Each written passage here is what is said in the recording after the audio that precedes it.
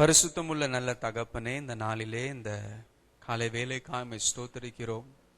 ஆண்டவரே, அடியேன் பேசுகிற வார்த்தைகள் உம்முடையதாய் உம்முடைய அபிஷேகத்தினால பேசத்தக்க கர்த்தர் அபிஷேகிப்பீராய் என்று ஜெபிக்கிறேன். எங்களுடைய இருதயத்தின் தியானங்கள் உமக்கு ஏற்றதாய் உமக்கு பிரியமாய் இருக்க கர்த்தர் பயன்படுத்தும்படியாக நாங்கள் ஜெபிக்கிறோம். உம்முடைய பாதத்திற்குள்ளாய் முற்றிலும் முழுமையாய் சமர்ப்பிக்கிறோம். இயேசுவின் நாமத்தில் ஜெபிக்கிறோம் எங்கள் நல்ல பிதாவே, ஆமென். ஹல்லேலூயா, ஹல்லேலூயா.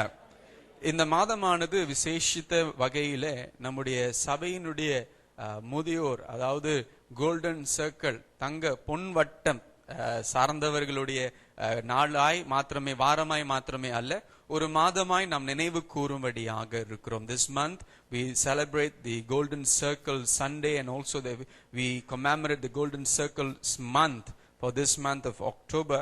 And in line with that theme, we have chosen this theme for this month, fruitful in old age. இது சம்பந்தமாய் நாம் தேர்வு செய்த கருப்பொருள் என்று சொன்னால், முதிர் வயதிலும் கனி கொடுக்கிற ஒரு வாழ்க்கை என்று சொல்லப்படுகிறது. இவர்களுக்காக நாம் ஜெபிக்கும்படியாக நாம் கர்த்தர் நம்மை ஏவி இருக்கிறார் என்று பார்க்கிறோம். இன்றைக்கு முதல் பகுதியாக, இரண்டு பாகத்திலிருந்து முதல் பகுதியாய் நாம் கவனிக்கும்படியாக இருக்கிறோம். This will be the first part in a two-part series that we will see. இதை குறித்து நாம் கவனிக்கும் பொழுது, யுனைடெட் நேஷன் என்று சொல்லும் பொழுது என்ன சொல்லுவீங்க தமிழ்ல? ஐக்கிய நாடுகளா? ஓகே, ஐக்கிய நாட்டு சபை, யுனைடெட் நேஷன்ஸ் ஜெனரல் அசெம்பிளி 1ஆம் தேதி அக்டோபர், அதாவது ஒவ்வொரு வருஷம் 1ஆம் தேதி அக்டோபர் முதியோர்களுக்கு என்று ஒரு விசேஷித்த தினம் என்று அவர்கள் நியமித்திருக்கிறார்கள். So the 1st of October has been designation by the United Nations General Assembly as the day for International Day of Older Person.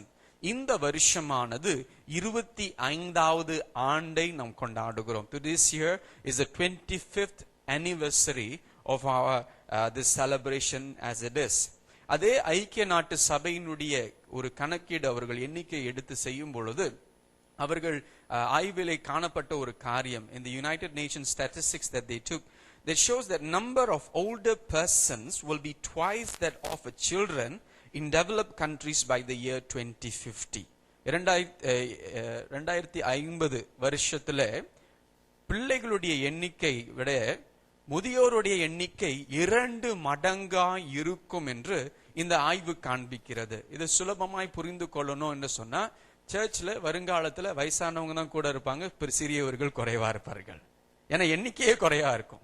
Alright, the basis to understand this is, what it means is there will be more elderly people in the churches, in the community than children. ஏன்னா இந்நாட்களிலே முன்ன இருக்கிற நாட்களை விட பிள்ளைகளை பெற்றுக்கொள்வதிலே ரொம்ப ஜாக்கிரதையா இருக்கிறார்கள். 1 போதோ 2 போதோ அப்படின்னு இருக்கிறவர்களால அதிகமாய் குறைந்து போகிறதையும் நாம் பார்க்கிறோம். So the number of children will become less and less. So I want to ask you this question. ஒரு கேள்வி உங்களோடு கேட்க போகிறேன். 2050வது வருஷத்துல உங்களுக்கு என்ன வயசா இருக்கும்? கர்த்தருடைய கிருபையினாலே இன்னும் உயிரோடு இருந்தோம் என்றால் உங்களுக்கு என்ன வயதா இருக்கும் என்று நீங்கள் கொஞ்சம் கணக்கு பண்ணி பாருங்க. ஆல்ரைட், பதில் சொல்ல வேண்டிய அவசியம் இல்ல. ஒருவேளை கணக்கு பண்ண ரொம்ப கஷ்டமா இருக்கு பாஸ்டர் சொன்னா, உங்களுடைய இப்ப இருக்கிற வயசோடு 35 வருஷத்தை கூட்டிடணும். பயமா இருக்கு ஐயா, வயசானவங்களுக்கே பயமா இருக்கு, வாலிபர்களுக்கு இன்னும் பயமா இருக்கும். நான் கணக்கு பண்ணி பார்த்தா எனக்கு 70 வயசு ஆயிரும். ஆஹா, 70 வயசு பண்ணி ரிட்டையர் பண்ணி ஐயாட்ட சொன்ன கோசி ஹோம்ல தான் நான் இருக்கணும் போல.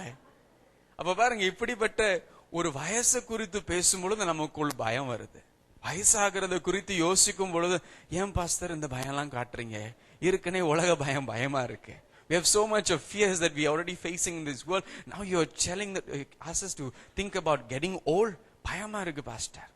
ஆனா இது நடக்கக்கூடிய ஒரு காரியம், தவிர்க்க முடியாத ஒரு காரியம்.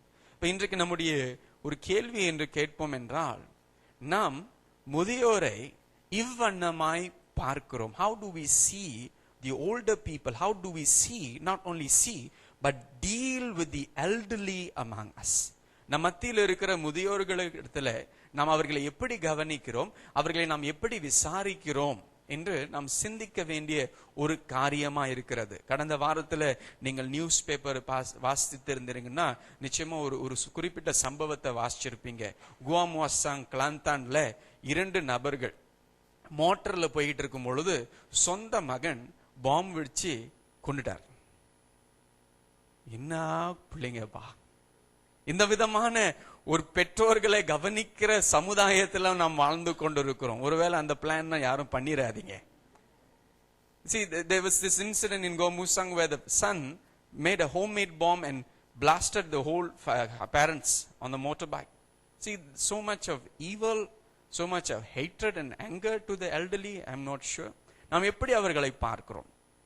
அன்பு கூறுகிறவர்களாக அவர்களிடத்துல நாம் அன்பு கூறுகிறவர்களாக இருக்கிறோமா? Do we show love to them? அவர்களை விசாரிக்கிறவர்களாய், அவர்களை கவனிக்கிறவர்களாக, இல்ல அவர்களை நாம் பாரமாய் பார்க்க ஆரம்பிக்கிறோமா?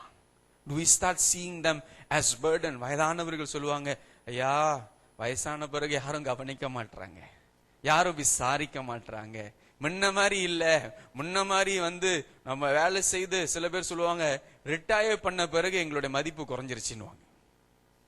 ஏன்னா ரிட்டையர் பண்றதுக்கு முன்ன சம்பாத்தியம் இருந்துச்சு, நல்ல ஒரு பதவி இருந்துச்சு, நல்ல ஒரு பட்டம் இருந்துச்சு, நல்ல ஒரு மரியாதை இருந்துச்சு. எப்ப ரிட்டையர் பண்ணணும் அதுக்கு பிறகு யாரும் நீ கவனிக்கிறது இல்லை.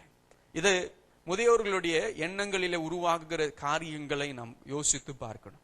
அப்ப நம்ம மத்தியில் இருக்கிற முதியோர்களை நாம் எப்படி கவனிக்கிறோம்? How do we care for them? How do we deal with them? How do we treat them? இதை ஏனென்றால் அந்த நிலைக்குள்ளாக நாம் ஒரு நாள் வருவோம், மறந்துடவே கூடாது. கர்த்தருடைய கிருபை இருந்தால் முதியோர் வயதிற்குள்ளாக நாம் ஒரு நாள் வருவோம். நாங்க வாலிபரா இருக்கும் பொழுது ஒரு காரியம் செய்வோம். என்ன செய்வோம்னா, கொஞ்சம் முடி குறையறவர்களை பார்க்கும் பொழுது அவர்களை கிண்டல் பண்ணுவோம். ஓகே, முடி ரொம்ப குறையும் போதும் அவர்களுக்கு இந்த விசேஷத்தை வார்த்தைகளை வச்சு இப்படி இருக்கிறாங்க அப்படி இருக்கிறாங்க. இப்ப எனக்கு முடி குறையுதே. அப்ப முதியவர்களை பார்த்து நாம் சொல்லும் பொழுது இப்படி இப்படி அவர்களை பேசும் பொழுது ஒரு நாள் தவிர்க்க முடியாத ஒரு காரியம், நமக்கும் வயசாகும் பொழுது நம்மை இப்படி கவனிப்பார்கள். அப்ப நாம் எப்படி கவனிக்கிறோம் என்று சொன்னேன். ஆனால் முதியோரை தேவன் எப்படி கவனிக்கிறார்? How does God see the elderly among us? முதியோரை எப்படியாய் தேவன் கவனிக்கிறார் என்று குறித்து தான் நாம் இன்றைக்கு கவனிக்கும்படியாக இருக்கிறோம். முதியோரை மாத்திரமே அல்ல, நம்மை சேர்த்து தேவன் ஒரு நீதி உள்ள ஒரு சந்ததியாய் இருக்கும்படியாக தேவன் விரும்புகிறார், தேவன் அப்படியாய் பார்க்கிறார். God's desire when he sees each one of us is he wants us to become not only the elderly but all of us included. He wants us to be the righteous generation. இதை சம்பந்தமாய் சங்கீதம் 92:12 வசனத்தை கவனிப்போம். Psalm 92 verse 12. The righteous will flourish like a palm tree. They will grow like a cedar of Lebanon. வாசியுங்கள். நீதிமான் பனையை போல் செழித்து லேபனோனின் உள்ள கேதுருவை போல் வளருவான் என்று வசனம் சொல்லுகிறதை நாம் பார்க்கிறோம். அப்ப இந்த வசனம் யாரை குறித்து பேசுகிறது என்றால், யாரை குறித்து? நீதிமான். சொல்லுங்க, யார் நீதிமான் என்று ஒரு கேள்வி. யார் நீதிமான் என்று சொன்னால், மக்கள், உலகத்தில் இருக்கிற ஜனங்கள் வித்தியாசமாய் இந்த நீதிமான் என்று தங்களை குறித்து கொள்ளக்கூடும். Who is the righteous among us? The world and man in the world has different ways of evaluating who is righteous. நான் மற்றவங்களுக்கு கெடுதல் செய்யறதே இல்லை, நான் மற்றவங்களை ஏமாத்துறது இல்லை, அதனால நான் நீதிமான் அப்படின்னு சொல்லுகிறவர்களும் உண்டு. There are people who say, I do not deceive others, I do not cheat others, so I am a righteous person. இதை எதை குறிக்கிறது என்றால், தங்களுடைய சுயநீதியை குறிக்கிறது. It speaks about self righteousness. என்னுடைய கட்டுகள், என்னுடைய அளவு பிரகாரம் பார்க்கும் பொழுது நான் நீதிமான், என்னுடைய வட்டத்திற்குள்ளாய் நான் பார்க்கும் பொழுது நான் நீதிமான். If I see myself in my own circle of circumference of law, religious, then I am righteous. ஆனால் நாம் யாவரும் எந்த வகையிலும் தேவனுடைய பார்வையில நீதிமானாய் சுயமாய் இருக்க முடியாது. None of us will be found righteous in the eyes of God. அப்ப நீதிமான் என்று சொல்லும் பொழுது தேவன் நம்மை பார்த்து நீதிமான் என்று சொல்ல வேண்டிய அந்த நிலைக்குள்ளாக வர வேண்டும். God must see us and say, yes, you are righteous. அப்ப தேவன் நம்மை எப்படி நீதிமானாய் பார்க்கிறார் என்றால் ஒரே வழிதான். இயேசு கிறிஸ்துவின் மூலமாய் நாம் நீதிமான்களாய் மாற்றப்படுகிறோம், காணப்படுகிறோம். Only through Jesus Christ we are made righteous, we are seen as righteous by God. என்ற நம்முடைய நீதியின் கிரியைகள் எல்லாம் அழுக்கான கந்தைகளை போல் இருக்கிறது. All our righteous deeds are like filthy rags before God. அப்ப நம்முடைய நீதி ஒன்றுக்கும் உதவாது. இயேசு கிறிஸ்துவின் இரத்தம் சகல பாவங்களை நீக்கி சகல அநீதியிலிருந்து நம்மை சுத்திகரிக்கிற ரத்தம். The blood of Jesus forgives all our sins and cleanses us from all unrighteousness. It makes us righteous. அப்ப இன்றைக்கு என்னுடைய நீதி என்று சொன்னா, நான் சர்ச்சுக்கு வரேன், நான் பைபிள் படிக்கிறேன், நான் ஜெபிக்கிறேன், அதனால நான் நீதிமான் என்று யாரும் சொல்லிடக்கூடாது, யாரும் எண்ணிடக்கூடாது. இயேசு கிறிஸ்துவை சார்ந்திருக்கிறதுனால தான் நான் நீதிமான். நாம் ஜெபிக்கிற ஜெபங்கள் அழகான வார்த்தைகள், அருமையான வார்த்தைகள்னால நம்முடைய ஜெபங்கள் கேட்கப்படுகிறது இல்ல. Our beautiful words, our beautiful prayers are not heard because of the poetic words and the language that we use. It is because we end with one word. இயேசு கிறிஸ்துவின் நாமத்தில் ஜெபிக்கிறோம் என்று சொல்லும் பொழுது நம்முடைய ஜெபங்கள் நீதியின் ஜெபங்களாய் தேவ சமூகத்தில் போய் சேர்கிறது. Because we pray in the name of Jesus, our prayers reach God. That is the secret. இயேசுவின் மூலமா தான் மறுவாழ்வு. நம்ம ஆரம்பிக்கும் பொழுது நல்லா ஆரம்பித்த பிறகு கொஞ்ச நாட்களுக்கு பிறகு நம் வழி தப்பி போயிடலாம். கலாத்தியர்ல இருந்த கிறிஸ்தவர்களும் அப்படித்தான். Christians in Galatia were like that. They have started on the right track on Jesus, but அதுக்கு பிறகு மற்ற பாரம்பரிய காரியங்கள், இந்த காரியம் அந்த காரியம், இந்த போதனை அந்த போதனைன்னு வழி தப்பி போயிட்டாங்க. இன்றைக்கு ஒரே காரியம், நீதிமானாய் எப்படி மாற்றப்படுகிறோம்? இயேசு கிறிஸ்துவின் மூலமாய் மாத்திரமே தேவனுடைய பார்வையிலே நீதிமானாய் நாம் காணப்படுகிறோம். அப்ப இயேசு கிறிஸ்துவின் மூலமாய் நீதிமானாய் மாற்றப்பட்டவர்கள் நான் நீதிமானாய் இருக்கிறது மாத்திரமே அல்ல, என்னுடைய சந்ததி, என்னுடைய குடும்பமும் நீதியின் ஒரு குடும்பமாய், நீதியின் ஒரு சந்ததியாய் மாறணும் என்று நாம் பிரயாசப்பட வேண்டும். It is not only I being righteous, but our desire, our passion must be, my family must be a righteous family, my generation must be a righteous generation. இதை சம்பந்தமாய் ஊழியர் டாம் பேரி சொல்கிறது, if we build righteous traditions in our family, இது எப்படி தமிழ்ல சொல்லுவீங்கன்னு தெரியல, நம்முடைய குடும்பங்களிலே நீதியின் செயல்கள், நீதியின் பாரம்பரியமாய் ஒரு காரியம் நீதியாய் நாம் நடத்தும் பொழுது என்ன நடக்கும் என்றால், the light of the gospel can grow ever brighter from generation to generation. கிறிஸ்துவினுடைய வெளிச்சம், சுவிசேஷத்தின் வெளிச்சம் சந்ததி சந்ததியாய் ஒரு வெளிச்சமாக, அது தொடர்கிற ஒரு வெளிச்சமாக அது மாறக்கூடும் என்று நாம் எண்ணிக்கொள்ள வேண்டும். இன்னைக்கு நான் ரட்சிக்கப்பட்டிருக்கிற மாத்திரம் அல்ல, என்னுடைய வருங்கால சந்ததி இந்த ரட்சிப்புக்குள்ளாய் இயேசுவுக்காக கடைசியாய் வாழ வேண்டும், இறுதி வரைக்கும் வாழ வேண்டும் என்ற ஒரு வைராக்கியம். ஒரு காரியம் செய்யலாம், இப்பொழுதே செபிக்கலாம். We can start praying. ஆண்டவரே, வருங்கால சந்ததி, என்னுடைய பிள்ளைகள், என்னுடைய பேர பிள்ளைகள், அவர்களுக்கு பிறக்க போகிற பிள்ளைகளுக்காக நீங்கள் இப்பொழுதே விசுவாசத்தோடு ஜெபிக்க ஆரம்பிக்கலாம். You can begin praying for the generations that are to come. நான் கல்யாணமே பண்ணல பாஸ்டர், என்ன ஜெபிக்கிறது? பொண்ணே கிடைக்கல பாஸ்டர், என்ன செய்யறது? ஜெபிக்க ஆரம்பிங்க. ஆண்டவரே, நான் நீதியா இருக்கணும், எனக்கு கிடைக்க போகிற வாழ்க்கை துணை நீதியான ஒரு வாழ்க்கையாய் வாழ வேண்டும், எனக்கு பிறக்க போகிற பிள்ளைகள், எங்களுக்கு பிறக்க போகிற பிள்ளைகள், எங்கள் மூலமாய் வரப்போகிற ஒரு சந்ததி தேவ பக்தி உள்ள ஒரு நீதி உள்ள சந்ததியாக இருக்கணும். ஜெபத்துல விதைக்க ஆரம்பிக்கணும். begin sowing in prayer into our generation. அப்ப நீதிமான், வசனம் சொல்லுகிறது, இரண்டு வகையான மரத்தை வைத்து நம்முடைய நீதியை குறித்து அது பேசுகிறதை பார்க்கிறோம். சங்கீதம் 92:12 வசனத்தை நான் மீண்டுமாய் வாசிக்கிறேன் ஆங்கிலத்தில். The righteous will flourish like a palm tree. They will grow like a cedar of Lebanon. வாசியுங்கள். நீதிமான் பனையை போல் செழித்து லேபனோனில் உள்ள கேதுருவை போல் வளருவான் என்று வசனம் சொல்லுகிறது. அப்ப நீதிமான் என்று சொல்லும் பொழுது இரண்டு வகையான உதாரணங்களை பயன்படுத்தி ஒரு நீதிமானுடைய வாழ்க்கை எப்படி இருக்க வேண்டும். அப்ப நீதிமானாய் மாற்றின பிறகு நீதியின் வாழ்க்கை வாழ வேண்டும். When we are made righteous, we live righteousness. And there's two examples or two metaphors as it is. And the first one is the palm tree.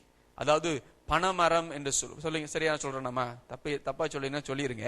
பனமரத்தை போல. ஆனால் இது குறிப்பிட்ட ஒரு பனமரம் மாத்திரமா என்று சொல்லுகிறது. அதாவது date palms என்று சொல்லுவார்கள். Alright, what is date palms தமிழ்ல? Dates என்ன சொல்லுவீங்க? பேரிச்சம்பழம். ஓகே, பேரிச்சம்பழம். அந்த பேரிச்சம்பழத்தை உருவாக்குற பனமரத்தை குறிப்பாய் சொல்லுகிறது. இரண்டாவது ஒரு கேதுரு மரம், குறிப்பாய் லேபனோனிலே வளருகிற கேதுரு மரத்தை குறித்து பேசுகிறது. The second one speaks about a cedar, particularly a cedar that grows in Lebanon. And what is the speciality about these two trees and how it relates to a life of righteousness? இந்த இரண்டு மரங்களுடைய ஆழ அர்த்தம் என்ன, அதுக்கும் நீதியின் வாழ்க்கைக்கும் சம்பந்தம் என்ன என்று பார்த்தோம் என்றால், முதலாவது இந்த பேரிச்சம்பழம் பனமரம் என்று சொல்லும் பொழுது, இந்த மரமானது அது கனி கொடுக்கும். அந்த பழம் மாத்திரமே அல்ல, அந்த மரத்தின் ஒவ்வொரு பகுதியும் வெவ்வேறு காரியங்களுக்கு வெவ்வேறு பிரயோஜனங்களுக்கு பயன்படுத்தக்கூடும். நீங்க செல் குரூப் போனீங்கன்னா அந்த செல் குரூப் நோட்ஸ்ல நீங்க இதெல்லாம் படிக்கலாம், என்னென்ன பிரயோஜனத்திற்கு பயன்படுத்தக்கூடும் என்று. அதுல குறிப்பாய் அது கொடுக்கிற அந்த கனி இன்னும் அந்த மரம் வயதாக அந்த கனியினுடைய இனிமை இன்னும் அதிகமாகும். As the tree grows older, the fruit becomes sweeter. அதனுடைய விலை அதுதான், அதோட விசேஷித்தம் அதுதான். அப்ப பனமரத்தை போல செழிப்பான் என்று சொல்லும் பொழுது கனி கொடுக்கிற ஒரு வாழ்க்கை. முதிர் வயதிலும் வயதாக ஒன்னும் ஸ்வீட் ஆயிருவீங்க. டயபிட்டிஸ் இல்லைங்க இது. ஆனா இன்னும் ஆண்டவருக்காக ஸ்வீட்டான ஒரு வாழ்க்கை, ஆண்டவருக்காக ஒரு இனிமையான ஒரு வாழ்க்கை, நீங்க வாழ்கிற ஒரு வாழ்க்கையை ஆண்டவர் உங்களுக்கு கொடுப்பார். God will give us a life that brings out His sweetness in our lives, a life of fruitfulness. இரண்டாவது மரத்தை பார்க்கும் பொழுது லேபனோனிலே வளர்கிற கேதுரு. இந்த கேதுருவானது ஒரு நல்ல வாசனை நிறைந்த ஒரு வாசனையை கொடுக்கிற ஒரு மரமா இருக்கிறது. அதற்கு மேலாக இது ஒரு உறுதியான மரமா இருக்கிறது. It is a very strong tree, a tree that was used in many important projects. விசேஷித்த கட்டட காரியங்களிலே பயன்படுத்தப்பட்ட ஒரு மரமாய் இது இருந்ததை பார்க்கிறோம். குறிப்பாய் தாவீது தன்னுடைய அரண்மனையை கட்டும் பொழுது இந்த கேதுரு மரத்தை பயன்படுத்தினார். சாலமன் தேவனுடைய ஆலயத்தை கட்டும் பொழுது இந்த கேதுரு மரத்தை பயன்படுத்தினதை பார்க்கிறோம். இந்த கேதுரு மரமானது ஏன் விசேஷவனமாய் லேபனோனிலே வந்த கேதுரு மரத்தை பயன்படுத்தினார்கள் என்றால் அது உறுதியாயிருக்கும், அநேக நாட்களுக்கு தாங்குகிற அந்த சக்தி உடையதா இருந்து. It is durable, it is strong, it can withstand so much of heat and weather conditions to be able to be stable, to be a foundation, to be used in building big huge buildings. அப்ப இந்த இரண்டு மரத்திற்கும் நீதிமானுக்கு என்ன சம்பந்தம்? நாம் கனி கொடுக்கிற ஒரு வாழ்க்கை, வயசானாலும் கனி கொடுக்கிற ஒரு வாழ்க்கை, அந்த வாழ்க்கை தேவன் நம்முடைய வாழ்க்கையில எதிர்பார்க்கிறார். இன்னும் ஸ்வீட்டா இருக்கணும், அது மாத்திரமே அல்ல, தொடர்ந்து உறுதியா இருக்கணும், பலன் கொள்ளணும். become stronger and stronger and stronger as we growing strong in our spiritual walk. சரீர பிரகாரமாய் பலவீனம் ஆகும், ஆனால் உள்ளான ஆவிக்குரிய வாழ்க்கையில ஒரு புதிய பலன் அபிஷேகம் அதிகரித்து கொண்டே இருக்கும். You will see physically you may grow weak. We will see this in 2 weeks time. But in terms of our spirituality, our spiritual vitality, the Spirit of God empowers and we are sustained by the Spirit of God, becoming stronger and stronger. அப்ப அடுத்தபடியாக இந்த மரமானது, அதாவது இந்த நீதிமான் எப்படி பனையை போல, எப்படி கேதுருவை போல அவன் செழிக்க முடியும் என்று வாசிக்கும் பொழுது 13வது வசனத்துல அதோடைய ரகசியம் நமக்கு கொடுக்கப்படுகிறது. How can we become flourishing and growing to become fruitful like a palm tree and strong like a cedar of Lebanon? The secret is given out in verse 13. 13வது வசனம் சொல்லுகிறது, நான் ஆங்கிலத்தில் வாசிக்கிறேன். Psalm 92 verse 13. Planted in the house of the Lord, they will flourish in the courts of our God. வாசியுங்கள். கர்த்தருடைய ஆலயத்திலே நாட்டப்பட்டவர்கள் எங்கள் தேவனுடைய பிரகாரங்களில் செழித்திருப்பார்கள். இன்னொரு முறை வாசிங்க, நாங்கள் எல்லாம் சேர்ந்து உங்களோடு சொல்ல போகிறோம். கர்த்தருடைய ஆலயத்திலே நாட்டப்பட்டவர்கள் எங்கள் தேவனுடைய பிரகாரங்களில் செழித்திருப்பார்கள். அப்ப இந்த மரங்கள் வளர வேண்டும் என்றால், இந்த நீதியான வாழ்க்கையிலே ஒரு செழிப்பு, ஒரு வளர்ச்சி காணப்பட வேண்டும் என்றால், அதுல ஒரு ரகசிய வார்த்தை என்னவென்றால் நாட்டப்பட வேண்டும். The secret word there is to be planted. The planting, being planted, is a very important characteristic for to see about growth and fruitfulness. நாம் இடைக்காலத்தில் சில நாட்களுக்கு முன்பாக இந்த விதமான ஒரு பிசினஸ் செய்கிற ஒரு சகோதரரை சந்திச்சேன். அவர் என்ன செய்வாங்கன்னா, பெரிய பெரிய மரத்தை ஒரு இடத்திலிருந்து இன்னொரு இடத்திற்கு மாற்றுகிற அது ஒரு பிசினஸ். பெரிய பெரிய மரங்கள், ஒரு குறிப்பிட்ட மரம் இங்கேருந்து வேற இடத்துக்கு மாத்தணும்னா அவங்க அந்த பிசினஸ் செய்கிறவர்களை பார்த்தேன். I met a brother who was doing this business about tree transplanting. So they transplant a tree from one location to another location. அப்ப இதை குறித்து யோசிக்கும் பொழுது, இப்படிப்பட்ட ஒரு வாழ்க்கையை குறித்து வேதம் சொல்லுகிறதா, இல்ல நாட்டப்பட்ட ஒரு வாழ்க்கையை வேதம் சொல்லுகிறதா? Does the Bible speak about transplanting or just being planted in the house of the Lord? It is something that we need to consider. I just want to share this before I continue. இதை குறித்து நான் பேசுவதற்கு முன்பே, இது ஆண்டவருடைய உள்ளத்திலே போட்ட ஒரு பாரம், ஒரு காரியம். ஒருவேளை உங்களுக்கு வேதனை உண்டாக்குகிற காரியமாய் இருந்தோம் என்றால் என்னை மன்னித்துக் கொள்ளுங்கள். எந்த வகையிலும் நான் தேவனுடைய வசனத்தை பிரசங்கிக்கும் பொழுது யாரோ தாக்கணும், யாரோ அடிக்கணும்னு சொல்லி நான் பிரசங்கம் பண்ணதே இல்லை. கர்த்தர் என்னுடைய இருதயத்தை அறிந்திருக்கிறார். What I'm going to share is something that the Lord has put into my heart, and in any way if it offends you, I say sorry and apologize, because I do not use the word of God to hit out at anybody at any platform, and I believe the Lord knows my heart. My heart's desire is to let my people grow. என்னுடைய ஜனம், தேவன் கொடுத்த ஜனம் கர்த்தருடைய வார்த்தையில வளர வேண்டும். அப்ப நாட்டப்படுகிறது என்று சொல்லும் பொழுது, when we say planted, the message that the Lord puts into my heart is the issue of church hopping. சபை தாவி தாவி மாறி மாறி போகிற இந்த பழக்கத்தை குறித்து நாம் யோசிக்க வேண்டிய, சிந்திக்க வேண்டிய ஒரு காரியம். நான் ஒரு போதகராய், ஒரு ஆவிக்குரிய தகப்பனாய் உங்களோடு பேசுகிறேன். I share this as a pastor, as a spiritual father to you. And this is a phenomenon that happens quite often. அநேக ஊழியர்களோடு, போதகரோடு பேசும் பொழுது இது அவர்களுடைய சபைகளில், எல்லா சபைகளிலும் நடக்கிற ஒரு காரியமா இருக்கிறது. The issue of church hopping. அவருடைய பேக்ல பாத்தீங்கன்னா நிறைய ஸ்டிக்கர் இருக்கும். அவர் எங்க கீழே என்ன சொல்றாரு, you have been church hopping again. ஒவ்வொரு சர்ச்சுக்கு போகும் பொழுது ஒவ்வொரு ஸ்டிக்கர் மாறி மாறி மாறி. அப்ப இந்த வாழ்க்கையான, இந்த வகையானது நாட்டப்படுகிற ஒரு வாழ்க்கை அல்ல. கடந்த 18 வருஷமாக நான் எத்தனை சபை மாறி வந்துட்டேன் தெரியுங்களா? சொல்லுங்களேன், ஒரு கணக்கு சொல்லுங்களேன். 4, 3, 18 வருஷமாய் 10 சபை மாறி வந்துட்டேன். பாஸ்டர் நீங்க எங்களோட மோசமா இருக்கிறீங்கன்றீங்க. அவ்வாடா, சில பேர் நான் கொஞ்சம் குறவுதான் பாஸ்டர், ஆனா அதெல்லாம் ட்ரைனிங்னு பிஷப் அனுப்புறதுனால போகிறேன்ல.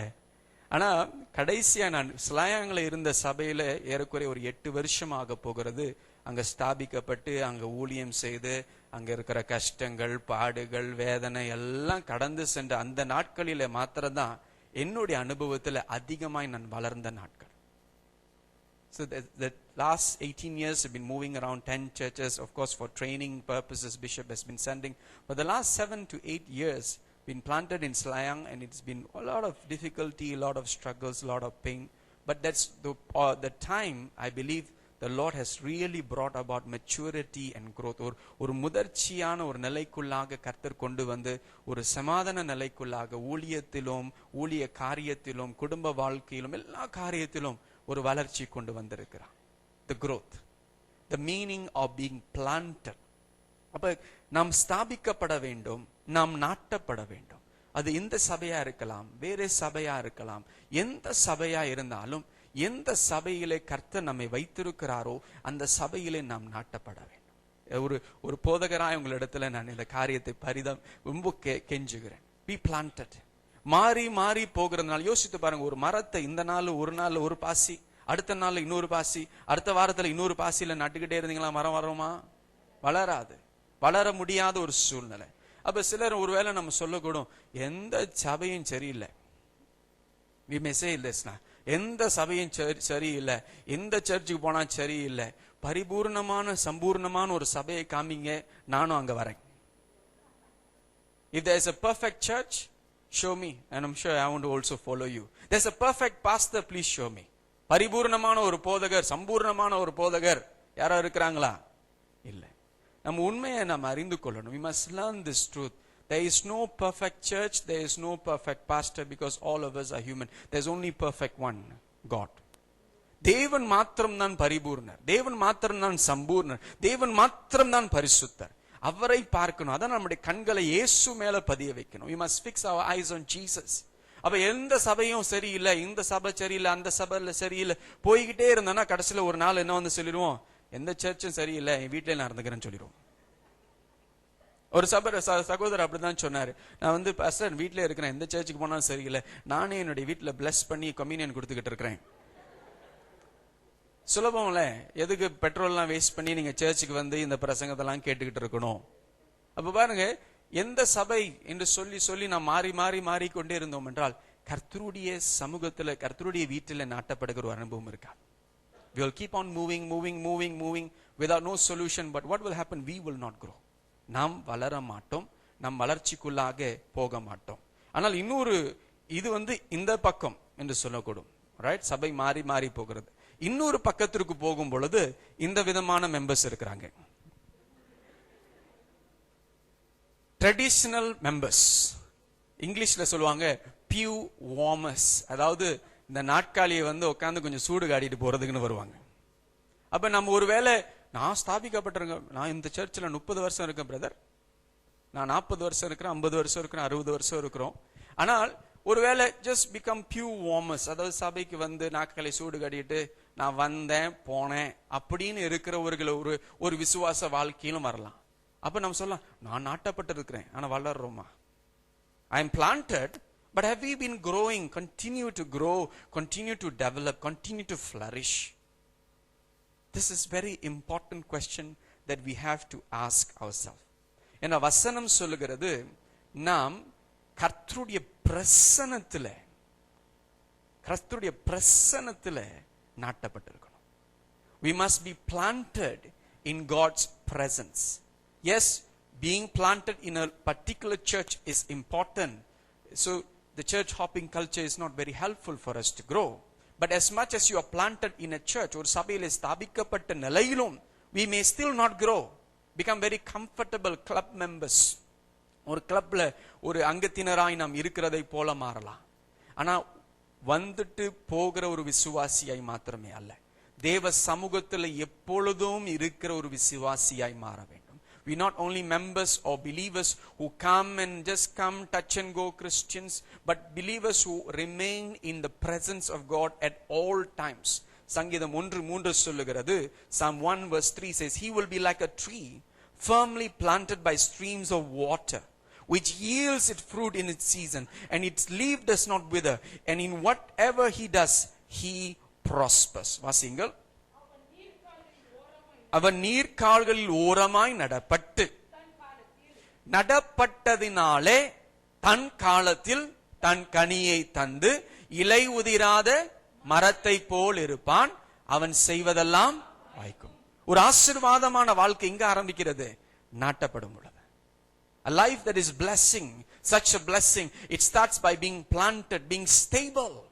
உறுதியாய் நாட்டப்பட வேண்டும், ஆண்டவருடைய சமூகத்தில் நாட்டப்பட வேண்டும். What happens during the week? இந்த வார நாள் முழுவதும் என்ன நடக்கிறது? தேவ சமூகத்தில் ஜெபிக்கிறோமா? தேவ வசனத்தை வாசிக்கிறோமா? அவர் பிரசன்னத்தை நாடுகிறோமா? உபவாசத்தில் அவரை தேடுகிறோமா? தேவ சமூகத்தை இவ்வளவாய் நாடுகிறோம். How much do we desire and seek the presence of God? ஒரு 2 மணி நேரம் ஒரு வாரத்தில் வந்துட்டு போறதிலே திருப்தி இருந்துட்டோம்னா இங்கே ஒரு பலவீனம் வந்துருச்சுன்னு அர்த்தம், ஒரு அலட்சியம் வந்துருச்சுன்னு அர்த்தம். If we are very satisfied just to be 2 weeks 2 hours a week in God's presence, I am satisfied, I am recharged. That is not going to help. That's not going to be fruitfulness. But practicing being in the presence of God. John 15:4 says, abide in me and I in you.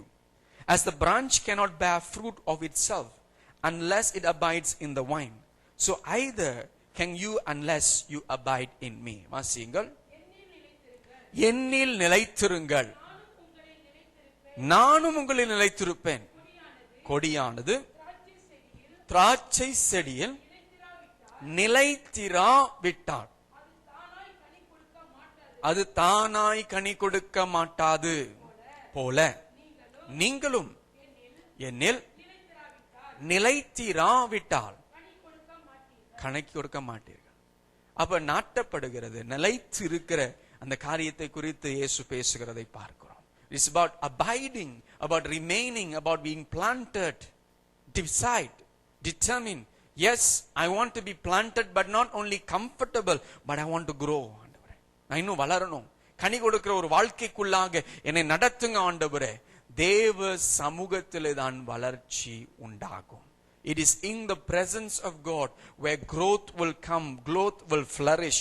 ஏனென்றால் சங்கீதம் 92:13 வசனம், அது அடுத்த வசன பகுதி சொல்லுகிறது, planted in the house of the Lord they will flourish in the courts of God.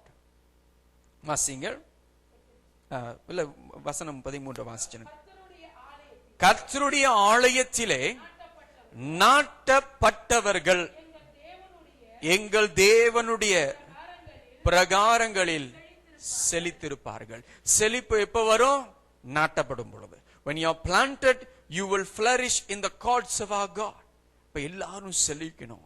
ஆவிக்குரிய வாழ்க்கையில, வரங்களிலே, அபிஷேகத்திலே, வெளிப்பாடுகளிலே, கர்த்தருடைய பிரசன்னத்திலே நாம் செழித்திருக்கணும். ஆவியின் கனி நம்முடைய வாழ்க்கையிலே காணப்பட வேண்டும். I desire that all of us will grow, all of us will flourish in the presence of God with the giftings, with the gifts and the fruit of the Spirit, with the revelations of the God in our lives. We will grow. வளரணும், அந்த அபிஷேகத்திற்குள்ளாய் வளரணும். நாட்டப்படும் பொழுது செழிப்போம். When we are planted, we will flourish, but in the presence of God. தேவ சமூகத்தில் நாட்டப்படுகிறதுனால நமக்குள்ள ஒரு செழிப்பை கர்த்தர் உண்டாக்குவார். இன்றைக்கு கர்த்தருடைய பிரசன்னத்தை நாடுகிற, தேடுகிற ஒரு ஜீவியம் இப்பயாவது ஒரு வாட்டி அல்ல, அந்த பிரசன்னத்திலேயே இருக்கணும். அந்த தாகம் உண்டாகணும். We must desire to be in the presence of God. To desire. எப்ப தாகம் வருதோ தண்ணி குடிக்கிறோம். ஆனா தண்ணி போத்த பக்கத்திலே இருந்துருச்சுன்னா தாகம் வரும் பொழுதெல்லாம் நமக்கு பிரச்சனை இருக்காது. ஐயோ தாகமா இருக்கேன்னு இல்லாம ஆண்டவர் நம்ம எப்படி நிரப்பிக்கொண்டே இருக்கிற ஒரு அபிஷேக வாழ்க்கைக்குள்ளாக நாம் வளர வேண்டும். இப்ப 2 காரியங்களை மீண்டுமாய் நான் சுருக்கமாய் சொல்ல விரும்புகிறேன். ஒரு நீதியுள்ள ஒரு வாழ்க்கை மாத்திரமே அல்ல, ஒரு நீதியுள்ள ஒரு சந்ததியை கர்த்தர் உருவாக்கும்படியாய் விரும்புகிறார் நம் மூலமாய். இயேசு கிறிஸ்துவின்தான் அந்த நீதி நமக்கு உண்டாகிறது. God not only wants a righteous life, but a righteous generation that begins in Christ. Be fruitful, be strong. கனி கொடுங்க, பலன் கொள்ளுங்க. கர்த்தருடைய பிரசன்னத்துல நாட்டப்படும் பொழுது கனி உண்டாகும், பலன் உண்டாகும். When we are planted in God's presence, fruitfulness will come, and then we will become stronger in the presence of God. கர்த்தருடைய வார்த்தை சங்கீதம் 14:5 வசனம் சொல்லுகிறது. Psalm 14:5 say, there were they in great fear, for God is in the generation of the righteous. வாசியுங்கள். அங்கே அவர்கள் மிகவும் பயந்தார்கள். தேவன் நீதிமானுடைய சந்ததியோடே இருக்கிறாரே. ஹல்லேலூயா. நம்முடைய பிள்ளைகளுக்காக நாம் சேர்த்து வைப்போம். Alright, we save for our children. நம்முடைய பேர பிள்ளைகளுக்காக கூட சில பேர் சேர்த்து வைப்போம். ஐயோ அவங்க நல்லா இருக்கணும், ஆசீர்வாதமா இருக்கணும். ஆனா அதை விட அவர்களுடைய சந்ததியில முக்கியமானது பணம் அல்ல, ஆஸ்தி அல்ல, சம்பாத்தியம் அல்ல, அவர்களுடைய சந்ததியில தேவன் இருக்க வேண்டும். Hallelujah. We save, we want to invest and give to our children and our grandchildren. What is more important is God must be in that generation. இப்ப வசனம் சொல்லுகிறது, தேவனுக்கு பயப்படும் பொழுது, பயந்த ஒரு வாழ்க்கை வாழும் பொழுது அவர்களுடைய சந்ததியிலே என்ன சொல்லுகிறது? தேவனுடைய நீதி இருக்கும். God will be in the midst of the righteous generation who lives for the glory of God. இந்த வாழ்க்கை எனக்கு வேண்டும் ஆண்டவரே என்று சொல்லுகிறவர். நாம் அப்படியே நாம் எழுந்து நின்று தேவ சமூகத்தில், ஆண்டவரே நான் நீதிமான் இல்லை, நீங்க தான் என்னை நீதிமானாய் மாற்றி இருக்கிறீங்க, நீதிமானாய் என்னை நடத்துறீங்க என்ற தேவ சமூகத்தை நாம் நோக்கி பார்ப்போமாக. இந்த பாடல் நீதிமான் நான், நீதிமான் நான், இரத்தத்தாலே கழுவப்பட்ட நீதிமான் என்ற ஒரு பாடலை நம் ஜெப சிந்தையோடு நாம் பாடும்படியாக இருக்கிறோம். வாய்களை திறந்து நாம் ஜெபிப்போம். ஆண்டவரே, எங்களுடைய நீதி அல்ல, எங்களுடைய நீதியின் கிரிகள் எல்லாம் அழுக்கான கந்தைகளை போல இருக்கிறது, அழுக்கான கந்தைகளை போல இருக்கிறது. எங்களை நீதிமானாய் மாற்றி, எங்களை மாத்திரமே அல்ல, எங்களுடைய சந்ததி, எங்கள் மூலமாய் உருவாகுகிற தெய்வ பக்தி உள்ள சந்ததி, நீதியின் சந்ததி, கனி கொடுக்கிற சந்ததி, பலனுள்ள சந்ததியாய் மாற்றும்படியாய் நாங்கள் செபிக்கிறோம். உம்முடைய சமூகத்திலே அர்ப்பணம் செய்கிறோம். ஆண்டவரே ஸ்தோத்திரம். நீதிமான் நான், நீதிமான் நான், இரத்தத்தாலே கழுவப்பட்ட நீதிமான், இயேசுவின் இரத்தத்தாலே கழுவப்பட்ட நீதிமான். சொல்லுவாமா? நீதிமான் நான், நீதிமான் நான், இரத்தத்தாலே கழுவப்பட்ட நீதிமான், இயேசுவின் இரத்தத்தாலே கழுவப்பட்ட நீதிமான். பனை மரம் போல் நான் செழித்தோங்குவேன், கேதுரு மரம் போல் வளர்ந்திடுவேன். பனை மரம் போல் நான் செழித்தோங்குவேன், கேதுரு மரம் போல் வளர்ந்திடுவேன். கர்த்தரின் இல்லத்தில் நாட்டப்பட்டு முதிர் வயதிலும் நான் கனி தருவேன். சொல்லுவோம். கர்த்தரின் இல்லத்தில் நாட்டப்பட்டு முதிர் வயதிலும் நான் கனி தருவேன். பனைமரம், பனைமரம் போல் நான் கேதுரு மரம் போல் வளர்ந்திடுவேன். பனைமரம் போல் நான் செழித்தோங்குவேன், கேதுரு மரம் போல் வளர்ந்திடுவேன். கர்த்தரின் இல்லத்தில் நாட்டப்பட்டு முதிர் வயதிலும் நான் கனி தருவேன். சொல்லுமா? கர்த்தரின் இல்லத்தில் நாட்டப்பட்டு முதிர் வயதிலும் நான் கனி தருவேன். நீதிமான் நான், நீதிமான் நான், இரத்தத்தாலே கழுவப்பட்ட நீதிமான், இயேசுவின் இரத்தத்தாலே கழுவப்பட்ட நீதிமான். சேர்ந்து சொல்லுவோம். நீதிமான் நான், இரத்தத்தாலே, இயேசுவே இரத்தத்தாலே, இரத்தத்தாலே கழுவப்பட்ட நீதிமான், இயேசுவின் இரத்தத்தாலே கழுவப்பட்ட நீதிமான். கைகளை உயர்த்தி கண்களை மூடினவனமா. பனைமரம் போல் செழித்தோங்குவேன் என்று சொல்லுவோம். பனைமரம் போல் நான் செழித்தோங்குவேன், கேதுரு மரம் போல் வளர்ந்திடுவேன். வளர செய்யுங்கப்பா. பனை மரம் போல் நான் செழித்தோங்குவேன், கேதுரு மரம் போல் வளர்ந்திடுவேன். கர்த்தரின் இல்லத்தில் நாட்டப்பட்டு முதிர் வயதிலும் நான் கனி தருவேன்.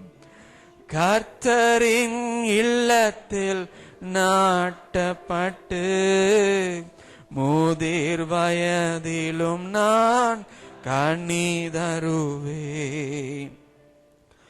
நீதிமான் நான், நீதிமான் நான், இரத்தத்தாலே கழுவப்பட்ட நீதிமான், இயேசுவின் இரத்தத்தாலே கழுவப்பட்ட,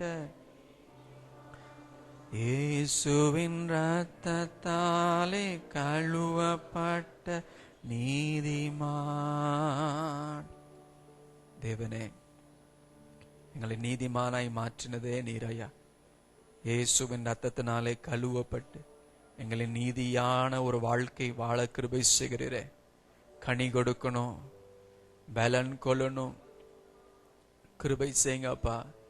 அப்பா, உம்முடைய பிரசனம், உம் பிரசனம் ஆண்டவரே, உம்முடைய பிரசனத்திற்காய் நான் வருகிறோம் ஐயா. உம்முடைய பிரசனத்துல இன்னும் அதிகமாய், உம்முடைய பிரசனத்துல இன்னும் அதிகமாய் வளர கிருபை செய்யுங்க. திருபாதம்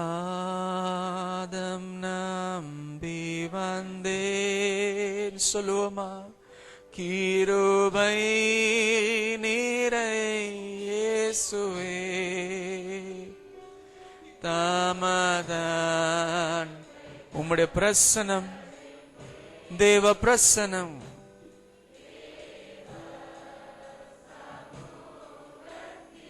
தாமதன்பை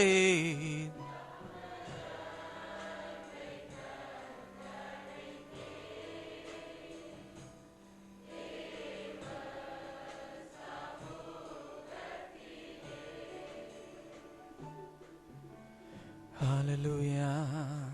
உம்முடைய பிரசன்னத்தை விரும்ப, இன்னும் அதிகமாய் தேட, இன்னும் அதிகமாய் நாட, ஆவியானவரே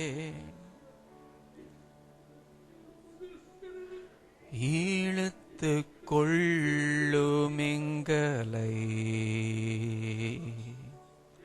உம் பிரசன்னத்துக்குள்ளே, இழுத்து கொள்ளும் எங்களை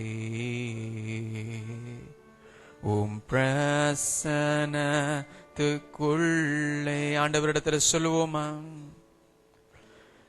இழுத்து கொள்ளும் எங்களை, draw us into your presence, O Lord. உம் பிரசன்னத்துக்குள்ளே இழுத்து கொள்ளும் எங்களை உம் பிரசன்னத்துக்குள்ளே. தூய ஆவியே, தூய ஆவியே, உம்மை ஆராதிப்போம்.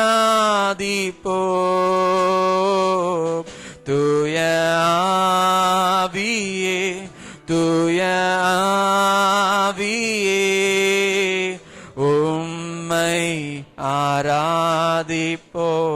சொல்லுவோமா. தூய ஆவியே, தூய ஆவியே, ஆராதிப்போம். தூய ஆவியே, தூய ஆவியே, உம்மை ஆராதிப்போம். காய்ந்து போன வாழ்க்கை, வறண்ட நீளங்கள் வயல் வெளியாகட்டும் ஆவியானவரே.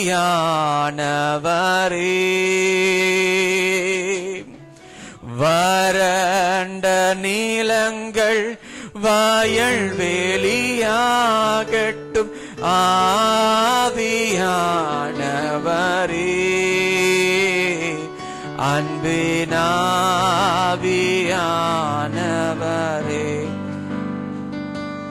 அன்பினாவியான். காய்ந்து போன வாழ்க்கை, வறண்ட நீளங்கள் வயல் வெளியாகட்டும் ஆவியானவரே. சொல்லுவோமா? வறண்ட நீளங்கள் வயல் வெளியாகட்டும்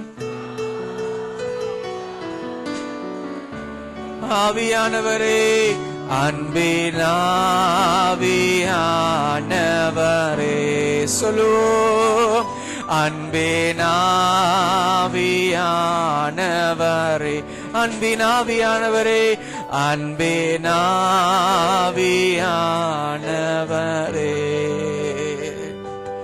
அன்பினாவியானவரே.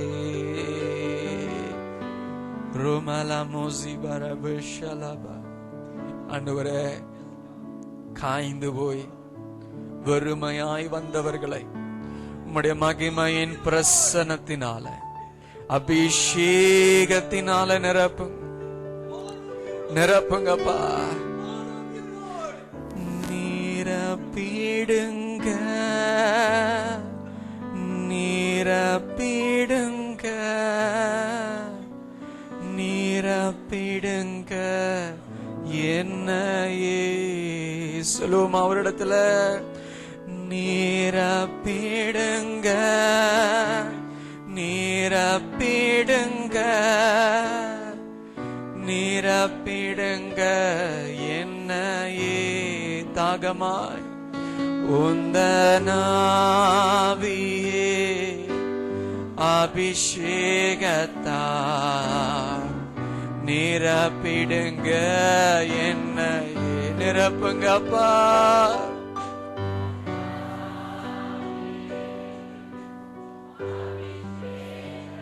புது எண்ணெய்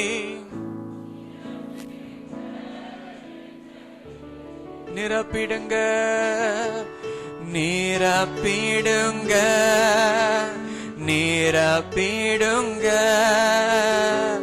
நிரப்பிடுங்க என்னையே. தாகமாய் நிரப்பிடுங்க, நிரப்பிடுங்க, நிரப்பிடுங்க என்னையே. தாகமாய் உந்தனாவியே அபிஷேகத்தால் நிரப்பிடுங்க என்னையே. உந்தனாவியே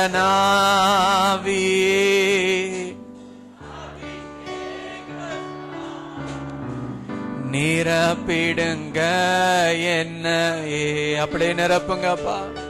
உந்தனாவியே அபிஷேகத்தால் நிரப்பிடுங்க என்ன. அப்படி இசை வாசித்துக் கொண்டிருக்கிற நேரத்துல நம்ம அமைதலா இருந்து தேவ பிரசன்னத்தை தாகத்தோடு உள்ளத்துல கெஞ்சுவோமா. என்ன நிரப்புங்கப்பா. வெறுமையாய் தாகமாய் இருக்கிறேன் ஆண்டவரே, வெறுமையாயும் தாகமாயும் இருக்கிறேன். Fill me, Lord. அப்படி அமைதலாய் அவரிடத்துல நம் நோக்கி உள்ளத்தின் கதறலின் மூலமாய் ஜெபிப்போம். We pray in our hearts, seeking with thirsting and hunger.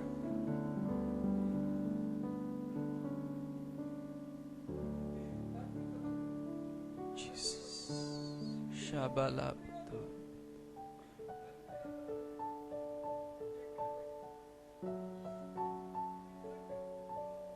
Holy Spirit, Jesus.